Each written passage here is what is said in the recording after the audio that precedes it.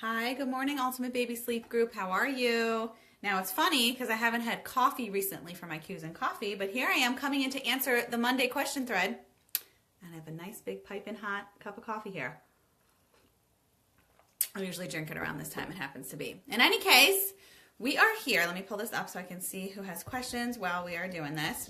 We are here today that we just recently got back into. We were doing it for a solid 8 months and then we took a little break. We are still keeping our hashtag sleep queue. So whenever you have a random question you want to know about sleep, use hashtag sleep queue. And when I come in for my daily Q's and coffee, I'll answer you. Aubrey will answer you. There's going to be a few more admins hopping in soon to the group who are going to be joining us who will always be here to answer you. But in addition to that, we are starting back up again with our Monday question threads. So for those of you who don't know what that is, if you're new to the group, or for those of you who've been in the group for a while and missed it, every Monday we post a certain thread. We open up a thread in the group on a certain theme, okay? That's where all those videos were for before. Cat naps, pacifiers, night wake-ups, newborn sleep. This week, this past Monday, and then what I'm going to come and delve into soon in a minute, is about sibling room sharing, the joys of sibling room sharing, or the problems that we have. So let me come in here. Let's pull up all of your questions so I'm going to pick a few to answer in detail, and then I'm going to talk about the general ideas first because there were a lot of questions here. Now, before I dig deep and talk to you about the ins and outs of how to fix your problems and what to do with sibling room sharing, there is no magical fix, okay? When you are transitioning children who were separately sleeping in a room before and then you're putting them into being in the same room, or you're having issues, there's no magical potion here, okay? It's all about adjustment, and it's about children learning to sleep through each other's noises and learning oftentimes to sleep in a new environment, right? Just like you and I don't sleep well when we're in a new place with a new pillow, or even if we're in our regular bed that would somehow be in a different room, there's different noise, there's different light, there's different configuration in terms of where you're sleeping. So it's an adjustment period that you have to be respectful of and understand it's not always a quick fix to get your child magically sleeping with their sibling, okay, in a new room. If a child is having issues sleeping in a room, sometimes there's a few different ideas, and we talk about it in the sibling juggling bedtime video about staggering bedtime. And sometimes it's a great idea to not put everyone to bed in the same room at the same time because it's asking for a free-for-all party, right? Not only at bedtime, but potentially in the middle of the night. So I'm a big fan of staggering bedtime in general, and I talk about that in depth in another video. So I'm going to go through and pick some of the questions here. And if I don't answer your question, then I will write you below in the comments. Okay, so here's a perfect example. Tamara, my two girls, 2 and 4, will need to start sharing a room in the spring before the new baby comes.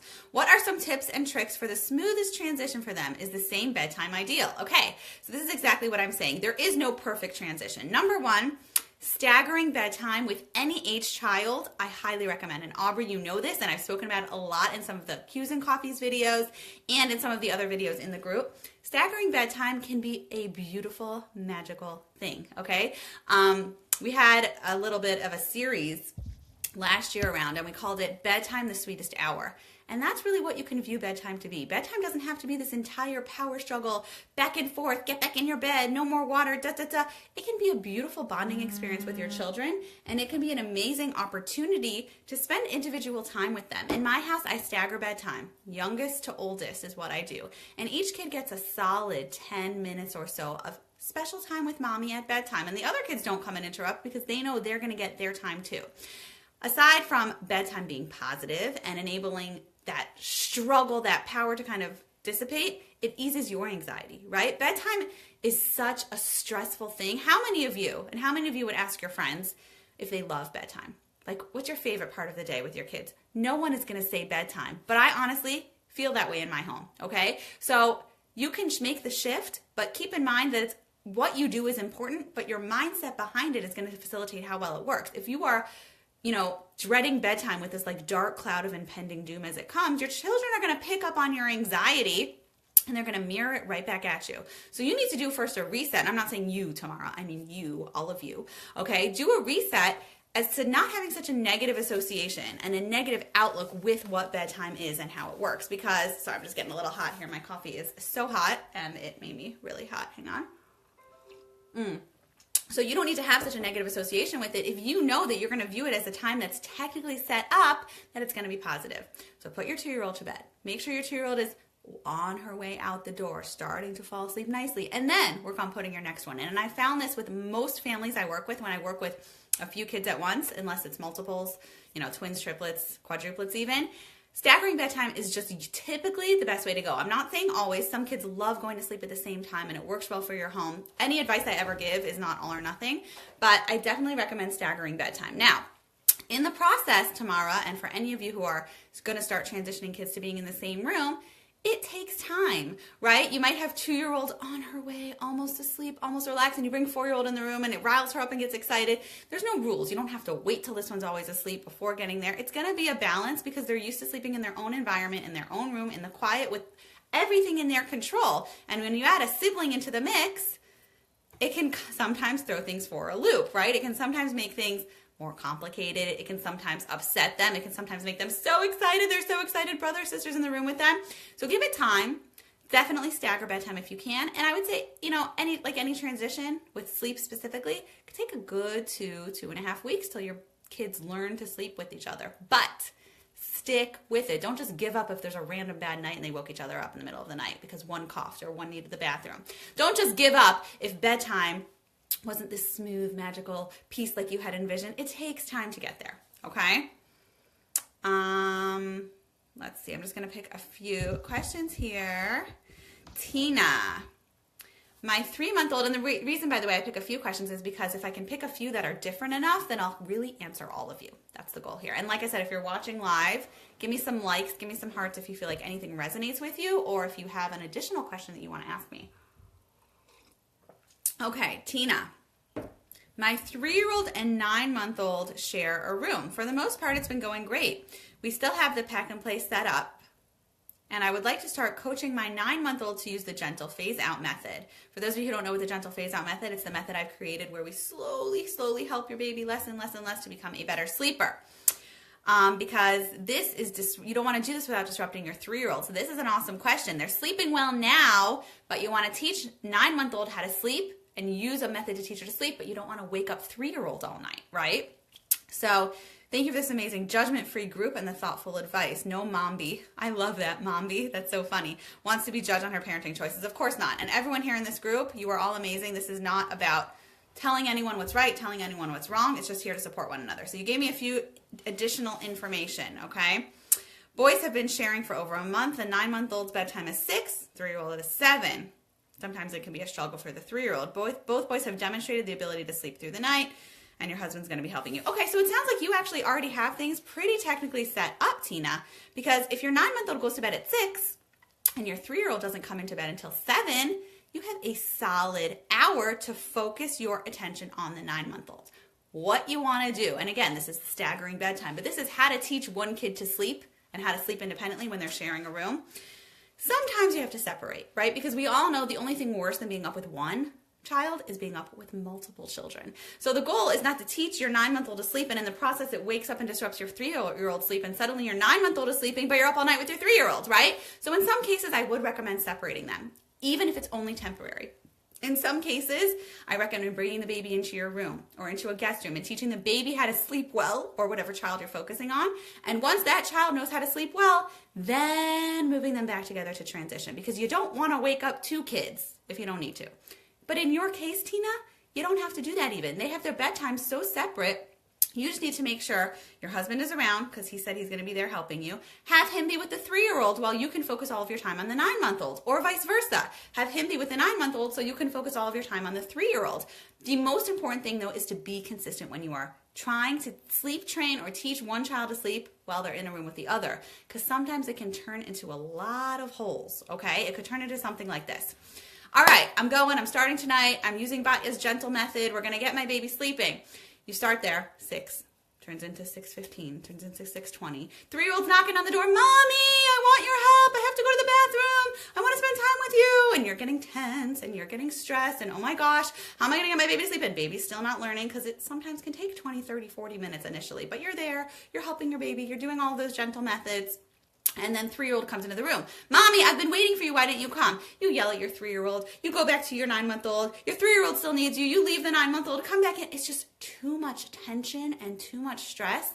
And inconsistencies don't always mean what you're doing, okay? Inconsistency can mean how you're feeling, right? Because like I just said a minute ago, it's all about your emotions mirroring back from your child. We can't fake it with our kids. They know always what we think, what we feel, and we can pretend to be happy and pretend to be calm, but on the inside, like, they know, okay? So if you feel like doing this is gonna potentially disrupt things because you might be going back and forth emotionally, number one, set yourself up in a way where you won't be. Set yourself up where you know your 3-year-old is set with all the attention 3-year-old needs, whether it's a babysitter, whether it's dad, whether it's you and your husband's with the baby, whatever it is, so that you can stay in this emotionally calm place, because that's when it's gonna make things successful, number one. Number two, you want to make sure you're actually consistent with the method and you don't leave the baby and come back and go to the 3-year-old and and get him a drink of water and come, because that is too much back and forth. You're not going to be successful either. So I don't think you need to rearrange anything. Do it. Go for it, Tina. We all are supporting you and, being your cheerleaders through the process, but just be careful and make sure you can be consistent on your emotions and with the physical process that you are doing. Okay. I hope that makes sense. Okay, let's see. I'm trying to pick some questions that are a little different. Okay, here's one. Allison, my very strong-willed, almost 3-year-old shares a room with her sweet 9-year-old brother. So we've got the 9-year-old and 3-year-old brothers in one room. Their 11-month-old sister has her own room across the hall, and she is sleep trained. Should the 3-year-old and 9-year-old have the same bedtime, or should I try to stagger? If so, what time should their... Oh, I thought this question was going to go somewhere else. That they having a party was waking up the 11-month-old all the time, which we'll talk about. Let's pretend that's the question in a minute, but I'll answer you first. Should you stagger their bedtime? If so, what time should their bedtimes be? If wake time is 7 for the 9-year-old, 7:30 for the 3-year-old. So it's so difficult to tell you what times you should do, Allison, because I don't know your kids well enough. I don't know their sleep needs. I don't know their personalities. I don't know what their activity level is like during the day. But definitely a 9-year-old and a 3-year-old shouldn't have to go to bed at the same time. Bedtime should be a privilege, in my opinion, okay? That's why bedtime is so positive in my house, because my kids know it's not a punishment that if you're younger, you go to bed earlier. It's the same idea, but shifted. The older you are, the longer you get to stay awake. And as you get older, it's more exciting. But the 3-year-old still gets that one-on-one time with mommy, and your 9-year-old waits for his turn to spend that one-on-one time with mommy. So I definitely recommend, your 9-year-old is not going to feel good having to go to sleep the same time as 3-year-old, because that's a big age difference. So I definitely recommend staggering it. I'll just give you averages of times, because again, I don't know much about your kids in depth. Typically, 9-year-olds need more or less, give or take, about 11 hours of sleep at night. So if he's waking up at 7, I'd say somewhere around 7:45-ish, 8 p.m. is a good bedtime. If your 3-year-old's waking up at 7:30, then I'd aim for more 7:15, 7:30. 3-year-olds typically need closer to 11 and a half to 12 hours. Okay, just putting that out there. Now, I'm going to answer the question I thought you were asking, because someone else watching the replay might have this question. What do you do if it's all going well in theory? You've got 2 brothers in one room, sister across the hall, they all sleep well, but they're constantly waking each other up because the boys in one room, and I've got 2 boys in a room, they are crazy and they always wake up their sisters, okay? They are jumping off the walls and waking each other up and having a party, because sometimes they do this at bedtime. As much as it's great in my house, it's not perfect. My kids are not robots, okay, despite what people think. Someone wrote me an email Batya, your kids must be just so perfect and well-behaved. Yeah, my kids sit like this all day saying, Mommy, can we bring you a coffee? No, they don't, okay? They just have good sleep habits, but they are people. So sometimes things are exciting and wild and they're getting all over the place. So let's say brothers usually sleep well in their room. Sisters across the hall, but sometimes they get super wild and they wake up sister, and then they finally fall asleep and sister wakes up and wait. How do you deal with waking each other up actually? Or if they're all in the same room, let's say you don't have as many bedrooms and everyone's sleeping together and they're waking each other up. What do?